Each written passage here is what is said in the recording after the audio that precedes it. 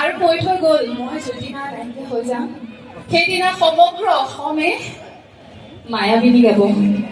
ই এক প্ৰাৰ্থনাৰ দৰে আমাৰ কাৰণে। মানুহ যেতিয়া ঢুকালে আমি ব্ৰহ্মা আদি কৰি গাওঁ, আজি আমি জুবিন দাৰ কাৰণে মায়াবিনী গাওঁ। কেৱল অসমতে নহয়, সমগ্ৰ বিশ্বতে মায়াবিনীৰ ৰণ উঠিছে। সকলোকে অনুৰোধ কৰিম, সকলোৱে যাতে নিজৰ মোবাইলৰ ফ্লেছ লাইটটো জ্বলাই সকলোৱে যাতে থিয় হয় আৰু মৰমৰ দাদাৰ কাৰণে মায়াবিনী এবাৰ গায়। এইজন মানুহে আমাক গান গাবলৈ শিকাই থৈ গ'ল।